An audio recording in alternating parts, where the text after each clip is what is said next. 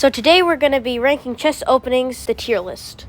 First, we have the Accelerated Dragon, and the Accelerated Dragon is not a bad opening. For context, the Accelerated Dragon is when you open with e4, and essentially black opens with c5. And then you have an open Sicilian with knight f3 and d4. And then black plays this move g6. And this is basically the start of the Accelerated Dragon. You want to fianchetto your bishop to g7. I'm going to put some pressure on the center with the long diagonal because of the bishop. But it's not a bad opening, but I feel like this is only if you really know your theory. And assuming that most of the people here are below the rating of 1,000. Now back to the tier list. I would definitely give the Accelerated Dragon probably a legit. Okay, so for the next one, we have the Advanced French. The Advanced French is when you start out with e4 and they respond with e6, the French defense. You put 2 pawns in the center and they go d5, pressuring your e4 pawn. And now you push forward with e5, which is the Advanced French. This is definitely a good opening with white because instead of accepting black's counterattack to your center and taking it, pushing is definitely a better option. Because now, notice how the e6 pawn can't actually move forward. And that light-scored bishop for black is doing horribly. And meanwhile, all your bishops are open. You can definitely get a lot more development. And since your pawns are on dark squares, black's dark square bishop's only hope is literally nowhere. If it goes on the g7 diagonal, then your d4 and e5 pawns are blocking it. And if it goes along the f8 diagonal, there's not much hope except to like e7, which is way too passive.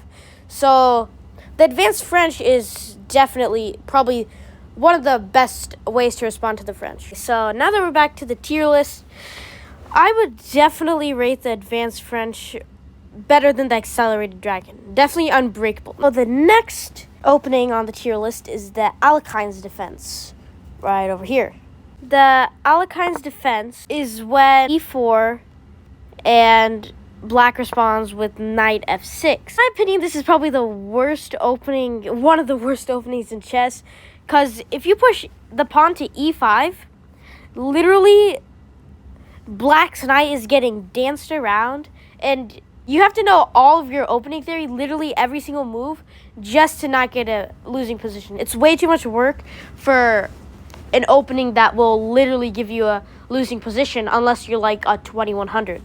So this is probably one of my least favorite openings, and I love it when black plays it like this because it gives me always a dominant advantage. I don't think I've ever lost this opening in my life. Side note, if you look at this popularity graph, you know that when theory wasn't at its peaks between like 1920s, 1930s, popularity was at its high. If you see the percentage of games was 3.5%, which is a generous amount. But as theory got more advanced and we realized that the Alekhines Defense is literally trash because you want to be getting quick development, not getting your knight danced around the center.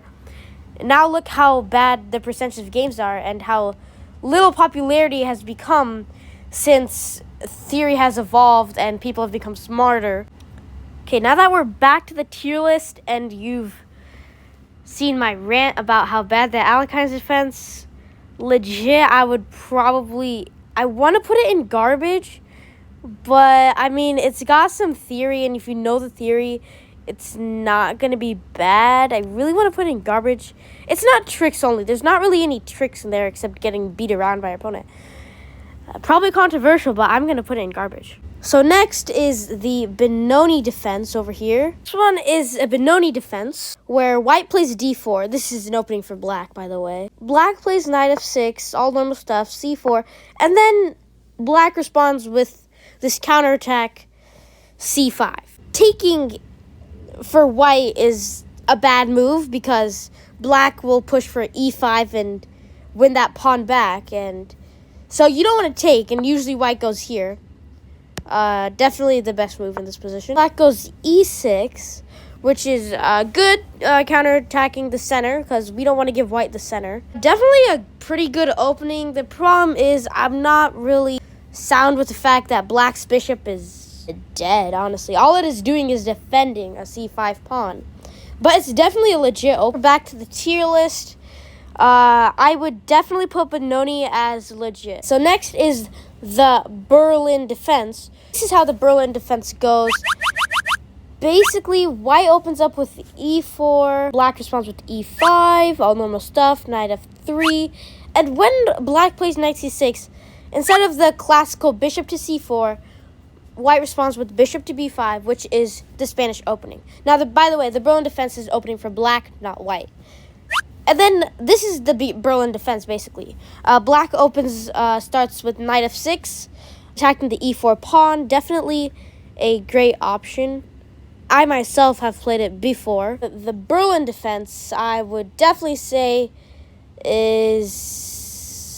I'm struggling between legit and unbreakable. It's easy when it gets down here, but I don't know. I can put it in unbreakable, or I can put it in legit. I'm just going to put it in legit for now. And the next one is the greatest meme opening of all time, which Magnus Carlsen famously played against Hikaru Nakamura, who is the person in this picture, by the way. The Bomb Cloud. I do not need to explain it, and if you do want to check it out, then you should check out my shorts on Magnus Carlsen plays a meme opening against Hikaru Nakamura. That will give you more insight on the Bomb Cloud. But basically, it's a way to get a draw in 3 moves, but only if your opponent wants to make a draw, or if he wants to live for the memes. So I'm going to put it on tricks only. I might have played it on Legendary, but I would have only done that for the memes. Unfortunately, I'm going to have to end this video because this is too long of a video. I don't think anybody's going to watch it. So there's going to be a part 2. This is only part 1. And I've ranked around 6 openings. And as you can see here, there's a lot more to go. And we still haven't gotten a legendary opening. So make sure you watch out for part 2 and stay subscribed.